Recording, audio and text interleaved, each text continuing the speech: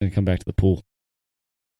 When am I going to come back to the pool? Is that what you just asked me? Yeah, when you come back to the pool with me. After Florida Death Race. All right. Because that's when this comes out, it'll be after the event, but that's in 2 days. So, well, yeah. 2 days, FDR, 74-ish miles. So next week we're going to the pool? Yeah, that'll work. That'll be a good rehab. It would. Yeah. Be great. I'm hoping with the schedule of everything, we just got done with the Punchout Ultra. We will have, by the time you're listening to this, listeners, we will have had the FDR already. Mm-hmm. We'll have an episode on that. And I'm hoping that my life can kind of just calm down just a little bit. It has been an absolute whirlwind, not just with what we're doing at Suffer Up, but also with work, teaching, everything else. It's been a lot to balance and manage. Couldn't do it without my wife and everybody else to kind of help support that. So, pool time soon. Pool time. Got it. I actually have some new fins that I need to break in. Oh, yeah, you they're new to me. You haven't ever worn them, have you? I have the cheaper fins that you gave me. Yeah. But you're new to you ones. You haven't trained with yet, right? No. And I want to be proficient with them and keep them at work. So we do have a boat, so that way I can be proficient with those in the water. Cool. If I need to get in the water for any reason. And get some, I think I'm going to buy some nicer goggles. Or goggles or mask and snorkel? Mask and snorkel. Okay. For work purposes. Gotcha. Because we are surrounded by water. And just keep them in my bag for use. Does the firehouse not provide you guys with that? That's silly. Yeah. So, welcome back to another episode of the Suffer Up Podcast, guys, with Nate and Ryan. This is going to be a pretty chill episode, but we just want to recap our Punchout Ultra that we just hosted. Boom, boom. Yeah. Punchout Ultra, for those of you who don't know, here in Northwest Florida, in Molina, Florida, we hosted an 8-hour trail race. Yep. It's called the Punchout Ultra because we punch holes in your bib for every lap completed. It was 4 miles. We don't punch you. No punches, but we punch a hole in your bib. And you go for 8 hours. And it's really cool because there's not a race like that in this area. No. There's really only one. There's a couple like 50Ks kind of down the panhandle, but in this area, there's only one ultra, and it's in August in Northwest Florida. That's a miserable time to run. Yeah, it's definitely suffering there. Yeah, and but yeah, we were really excited with the turnout. We sold out at 50. That was kind of a loose goal that we had, was to try to get 50 runners. We sold out. Yeah. We ordered 50 race bibs, and every bib went to a person. That's it. It's a success. Yep. And so we had the event in February, and we had an awesome turnout. And what was really cool was that we had the field of runners were very, we had some experienced ultra runners there, but we also, majority of the field were kind of first timers. Yeah, I would say we had a handful of semi-experienced ultra runners. Yeah. And then we had majority of the people, I'd say definitely over 50%, had never ran more than a half marathon. Yeah. Which was insane that they signed up for an 8-hour long thing, but yeah, you guys are rock stars. Yeah. And we had the challenge coin looming over all their heads. Yes. And so at 7 laps, it puts you just a hair over 28 miles. And we got 25? Yeah, 25 out of our 50 runners earned the Suffer Up Challenge coin by going 28 miles or more. Yeah, I'd say out of the 25, I think maybe 10 or 15 of them went the 7 miles, and probably about 15 of them went 7 miles. Or 7 laps at 28 miles. And then about 10 of them went over that, 8, 9. One guy did 10 laps. Yep. So it is. He got 40 miles in that 8 hours. Yeah. And he surprised himself. He was one of the guys that never ran that far. Yeah. Like, never ran over a half marathon. Mm-hmm. Crazy, man. He did really, really well. Went out there and did 40 miles.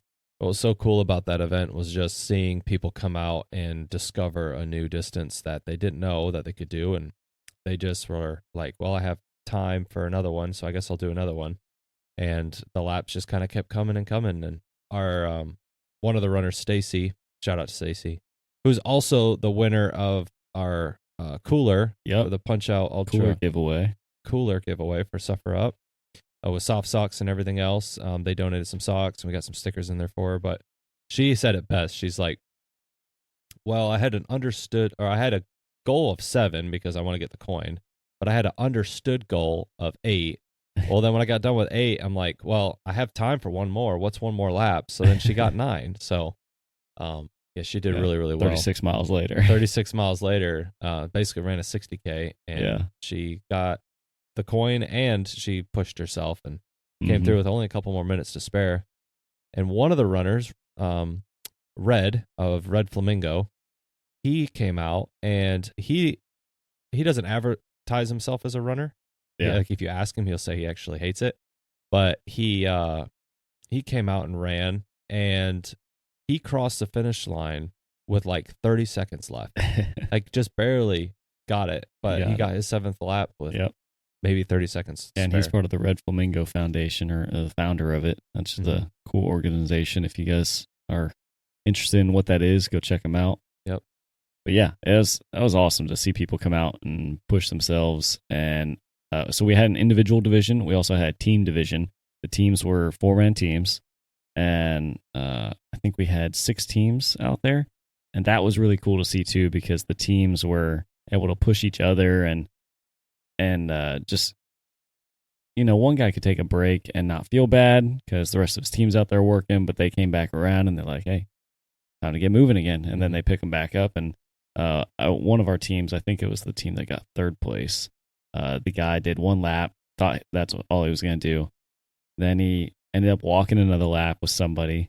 And then later on, like almost near the end of the event, another guy wanted to walk another lap. So he walked it with him, and he ended up doing 3 laps, and he never thought that he was going to do that. So that was really cool to see. Yep. It was really cool. Yeah. And what was also really awesome too about the whole thing was the support that we got from a lot of our sponsors too. Oh, yeah. When you're hosting an event like this, especially for your first time, and the registration, you try to keep the registration as low as you can, but you still have to host an event cost wise. But to have all these sponsors kind of come behind us, and just to name a few of them, Fleet Feet came out of Pensacola. They came out with their army truck and brought some music and some vibes, and they had some shoes to try on. Yeah, they had shoes to try on. Not just try on, but like test on the trail, which was sick. Like you could go run a 4-mile lap with their shoes. Yep. And just test them out. And test them on a trail. So like there aren't many places where you can you try them on in the store, that's one thing, but to like try them on the actual trail. Get a 4-mile demo in real use. Yeah. It's pretty cool. That was super cool. They also, Element Electrolytes, they sponsored the race. Yep. So we had tons of Element for all of our runners. And Fleet Feet brought some Scratch. They brought Scratch. That was cool. Carbohydrate beverage with electrolytes in it as well. So Scratch, thank you for that as well. Ultra also donated Ultra shoes. They donated 2 sets of shoes. Yeah. So our first place individual got a free pair of shoes, and our last place individual, yeah, they left that up to us as to who was gonna get the shoes, if we were gonna do it at random, like a drawing or something. And we decided the first place individual and the last place individual. Yeah. One's a reward and one's a motivator. Hopefully we keep that guy coming out on the trail. It doesn't matter what place he came and pushed himself. Yep. So, what was cool about him was I got to talk to him at the turn. He was taking a break, and he was rucking. I think he had like 30 pounds on his ruck. I think at one point he had like 45 in there. I believe so. The guy I think he dropped 10. Was crushing it in the beginning, and then like the next lap he lowered it down some because he's like, this course is harder than I thought. Yeah. So really, really cool guy. And he was very, Lauren, my wife, kind of gave me a hard time afterwards. She's like, you just kind of called the guy out for doing the least amount of laps. But I think that he was very appreciative of it. He put a post up on social media of just like, wow, that it was really good. Yeah. It was more challenging than he thought. It was a good grind for him. Yeah. And he's with the end of watch memorial ruck that they do every year for line of duty deaths with police officers in Santa Rosa County. So just really, really cool. That's awesome. Yep. And to be fair, if he looks at the results, he will see one guy did less laps than him, but that individual's a friend of mine who said he was going to come do 1 lap and leave because of time constraints. Yeah. So he stuck it out. I didn't feel like it was fair to give that guy the shoes, because that was his plan from the start, was do 1 lap and leave. But this guy stuck it out, went the whole time, or as long he was there throughout the duration of the event, I should say. I don't know how long he was on the course, but yeah, we just want to commend his efforts, and inspire him to keep going. Yeah. It doesn't matter if you do 1 lap or 10. Mm-hmm. You came out there and pushed yourself. Yeah. So next year, we are going to host this race again next year. Yep. We are trying to nail down the date firmly. So we should hopefully have that soon as far as the date. But we sent out surveys to those who participated and got some feedback from that. Mm-hmm. And so some of the changes that we're able to discuss that we're going to do for next year. What are some changes that you think we'll do next year? Yeah, so we're going to keep the individual and team division, but we're also going to add a separate ruck division. Yeah. So those of you looking to just ruck can be in your own division, get your own awards, Mm-hmm. and not feel like you're competing against the runners. We're going to include more food at the turnaround point from the start, especially pickles. Yeah. Everybody loved the pickles, man. I only got 2 jars. I should have gotten more, but I mean, it was enough. But yeah, everybody just loved the pickles. Yep. That was one of the questions on the survey was, what was your favorite aid station item? And I don't know. A lot of people said pickles. Pickles with exclamation points. More pickles. Yeah. All right. And then what do you want to see more of next year? Pickles. Pickles. So we'll have pickles for you guys next year. Message received. What else are we going to change? We're going to have pictures. Yeah. So one of the participants said that we did not get a picture of them during the event. I'll loosely do kind of an apology for that because we didn't prioritize pictures. Yeah. Honestly, it was more. To be fair, this was a run, walk, ruck event, not a photography event. Yeah. That's not what they signed up for. So I understand their frustration, but from our side, it's like, well, we didn't promise there would be pictures. Any pictures were kind of bonus. Yeah. However, we understand your criticism. Yeah. And we'll do better next year on that. Exactly. So, I had a nice camera, and so I'm like, oh, I'll carry it with me. And as I have time with race directing, you stay busy. As I have time, I'll take as many pictures as I can, but no guarantees. At least then we're capturing some of the event. Also for advertisement next year, we have now a plethora of pictures that we can use for next year, and allow people to share the pictures that we did take of them. So we're sorry we didn't get pictures. Next year, we will do a better job at trying to designate somebody to sit on the course for at least the first 2 hours to make sure that everybody has at least one picture on the trail. Yeah. So yeah, that was good feedback. We don't take feedback as necessarily negative, just areas to consider or improve on. So we appreciate those surveys that were filled out. Very much. As far as other changes, we're going to keep the hole punches in the bib. There was a couple people that gave feedback on they did not like the hole punches. Mm-hmm. However, we see it as kind of a well, it's in the name to start. It's in the name, yeah. And 2, we thought it was a cool idea to have holes in your bib because a lot of people save their bibs. Yeah. And you have Punchout Ultra 8-hour trail race, and you have so many punches in your bib. It kind of signifies the work that you put in. Mm-hmm. And from a tracking standpoint for us, like you check in with us afterwards and we look at your punches. Yeah. So I'll touch on the logistics behind that a little bit, the tracking side. So the other option is to have trackers and have a whole timing system for the event. But for those of you who aren't race directors, which is probably most of you, because I wasn't until this, it's super expensive and they typically charge by the hour. So to do this for an 8-hour event or longer, if we ever want to make this a longer event, it gets ridiculously priced and out of our budget. And the hole punches, not only are the name of the event, Punchout, but also, like Nate said, it works. It works extremely well. The only feedback we got, I mean, people said they didn't like it, but they didn't really specify why. And the only feedback that we got from a few people that we were able to talk to was that it was a little slow. Or people had trouble getting their bib punched, so that made it take longer. My response to that is, well, number one, next year we'll try and have more people initially with hole punchers. That way it doesn't bottleneck at the start line. That first lap, especially when everybody's kind of coming back closer together. And secondly, it is an 8-hour long race. If you have to stand at the start line for 30 seconds as you come back through to get your bib punched, it's not the end of the world. You're probably going to take a bathroom break or drink some water, and that's going to take longer than that anyways. So don't look at it as a sprint. To the runners out there, like, don't look at this as a sprint and like that hole punch is holding you up. Just count it as a short rest and then get back after it. Yep.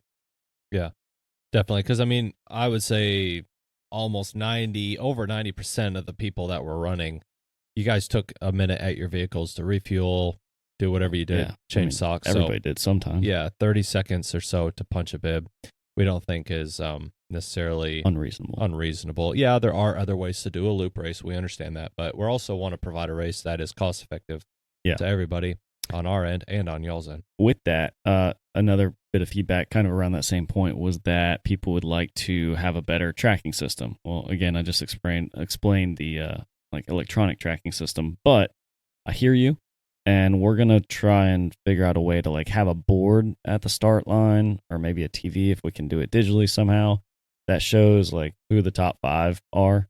That way, if you are one of the people out there trying to compete and get first, second, or third, who's in front of you, who's the guy to beat.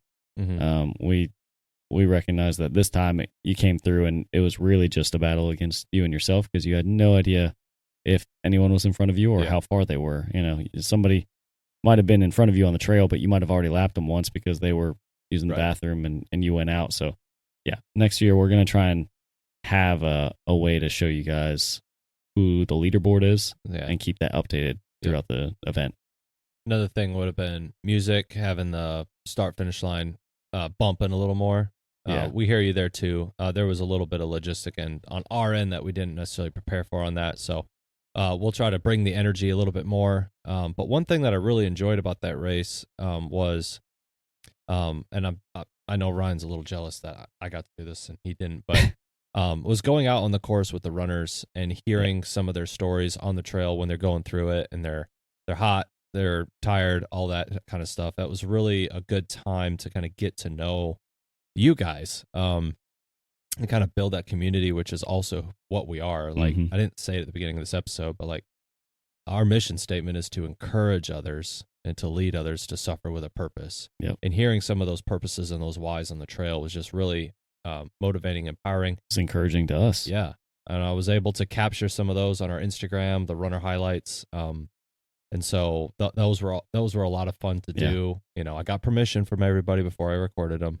But just a little snippet to hear kind of who they are, where they're from, and what they're doing this for. So I am a little jealous of your time out on the course. However, I will say I got to spend a lot more time around the finish line area and help the people there at the Eatz station when they came in, and doing that was very rewarding. And I'm grateful that I got to have that time with our runners there and their families hanging out. And that's my request for next year is, if you guys come back out and do this, which I hope you will, bring your families, bring your friends. Like Nate said, we want the finish line to be bumping, but not just with music, but with families and just excitement. That we're going to have cornhole out there. We'll have stuff like that for kids to play. And just, we want this to be a family friendly event and feel very welcoming to everybody that's there. And, every time a runner comes through, we can all cheer for them, whether they're on their second lap or their 8th. Yeah, exactly. So, but as a whole, our first event, our first race that we hosted, I would say was a huge success. We didn't have anybody that I asked, are you guys going to come back next year? I did not have any hard no's. No. Whether that's just them not being honest, I don't know. But as a whole, I felt like everybody had a really good time, and we were happy and proud to be your race directors and very much so take care of you for those 8 hours as best that we could. And we hope that you guys really enjoyed it. For those of you who were on the fence about it and didn't do it, well, y'all missed out. But we will have it again next year. So be looking for that. Follow us on Instagram and Facebook as well. We'll continue to keep you guys updated there. And we got some other cool, exciting things that we're milling over right now that hopefully we'll be able to release soon. So just stay tuned for that. But we're excited for what the future holds. We're excited for what Suffer Up will hopefully bring to you. And we're just pumped up after this. It was a really good thing for us, and it was also a really good thing for y'all who participated. So we're really thankful for that. Our goal with this thing was to further our mission here at Suffer Up, like Nate said, but also to just provide people an opportunity or a space to push themselves. And I feel like we accomplished that mission. I feel like you guys accomplished that mission. You came out and pushed yourselves farther than we thought you would, farther than you thought you would. Yeah. And so, for that, we want to say thank you. Yep. You guys made the event what it was, and we hope to do this again for years to come, and for y'all to just keep coming out and setting new records, breaking new limits, and pushing yourself all the way. Yes. On that note, we also just want to give a very special thank you and shout out to our sponsors of the race. So that I don't forget anybody, I'm going to pull up all of the sponsors here, and we're going to give you guys a shout out. Fleet Feet of Pensacola, you guys are awesome. Caden down there, they're downtown Pensacola. They were a huge help, and without them, this race would not have been what it was. So thank you guys over there at Fleet Feet. You can be sure to check them out online as well as the socials. Wildflower Innovations, a landscape company that can do installs and redo your yard however you need it done. Also has experience with irrigation, hardscapes, and softscapes. So Wildflower Innovations, they are a great contact there as well. Edward Jones, Derek Park. He's located in Pace, correct? Correct. Yep, Pace. Edward Jones, we want to thank you for your help with this event and sponsoring and believing in us. So we're very thankful. If you need any financial advice, he is going to be the way to go. Our next one is Clean Eatz. Clean Eatz. Clean Eatz of Pensacola. So thank you guys. They provided some finisher awards with meals. Mm-hmm. And a free smoothie in every race packet. Every race packet. So not an actual smoothie in there. No, but a card for a free smoothie. Yes. And smoothies would melt. The franchise owner, Sam, I talked with him after the race and thanked him. Yeah. And he said, let us know on your next event, and we'd be happy to help and support you guys. So that's so much appreciated. They're mic'd up for next year. So that's awesome. The next one's Tab. You want to talk about Tab? Yeah, Tab is the alternative board. Although that's its name, it's really more like the accountability board.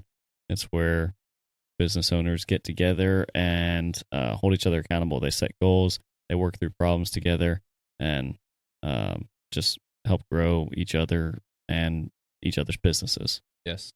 Pretty cool organization. It is a franchise, so I think it's nationwide. Here we have one called Tab Emerald Coast. Mm-hmm. So if you're in the Pensacola or greater area, come check it out. You can get in touch with them on LinkedIn or Facebook, I think. And we also did a podcast. Yeah. With Neil, the owner here at Tab Emerald Coast, did a podcast with him. So if you're curious about what that is more, go back and listen to that episode. It's one of the first 10 episodes. I don't know the episode number. Early on. But yeah, it's an early on episode. The next one is Coastal Seamless Gutters. They do gutters and pole barns. Yep. Yeah. So if you need any of that work done, check them out. They do Escambia, Santa Rosa, and Baldwin County, Alabama. Perfect. So check him out. And the next one is going to be Call Sign Victor. They actually came out. They were there with a tent, and he was there to promote their stuff, but he was also like another volunteer for us. So yeah, we really appreciate that. Yeah, we really appreciate you, dude. And then of course, Soft Socks sponsor the channel, but also they sponsored the race. They brought a big finisher arch. He gave away like a bunch of socks too. He did give away a bunch. I think the first place team got socks. Yep. The first 3 individuals got socks. Yep. Our cooler giveaway. Yep. Winner got a sock. Or socks. Socks. Yeah, you got one sock. You got one sock. You have to buy the other one. Yeah, so thank you, Soft Socks. You guys that listen to the channel know about them. They're awesome. We also have a discount code for them if you'd like to support them and the channel. Suffer 10 with Soft Socks. Packet pickup was held at Jen's Grill in Molino. They really did a great job of taking care of us, letting us hang out and kind of hang out with you guys, the runners that came out, had an awesome meal. Yeah, they had a special pre-race meal for us of shrimp or chicken Alfredo, and they gave all our runners 50% off their meal that night. Yeah, which was outstanding. Yeah, so thank you guys. Thank you, Jen's Grill. Mike's Son Lawn Care, which is Sumerall. Did I say that right? Yes, Sumerall Lawn Care, Sumerall Landscaping. Yep. I'm not entirely sure which one it is. That's fine. Yep. Sorry, Mike. No, you're good. Sumerall, we thank you guys for the sponsorship and supporting this and believing in us to have you guys as a sponsor. So thank you for that. And then also, this is a big shout out here. If you guys have a small business and you guys need advertisement done for anything, whether a trailer, I think they do trailer wraps, any signage, any mass commercial printing, all that stuff is done by Signature Graphix, and it's spelled Graphix of Pensacola. They're on Highway 29 there. They really did a great job of taking care of us and providing all the signage for the race. We've used them. Ryan has used them as well on a personal level. So thank you so much, Signature Graphix, for your support and providing all those things for us. Yeah. Sorry, backtracking to Sumerall Outdoor Services. Sumerall Outdoor Services. Yeah, they specialize in lawn care maintenance and landscaping. Yes. So thank you for that as well. And then last but not least, we want to thank Pam Heinold Realty. She is a local realtor here in the area and a Emerald Coast expert in the business. So if you guys need any real estate, whether commercial, land, or a private property, she is going to be your contact for that. So I think it's important that we really take a second and thank all of you guys who made this race possible. And I'm going to end with that. Go ahead. Okay. You hit it. The final person that we want to thank is the men's bar meeting. Yep. They're located in Molina at the location that we had the race. They host a men's bar meeting, as it sounds, every second Thursday of the month.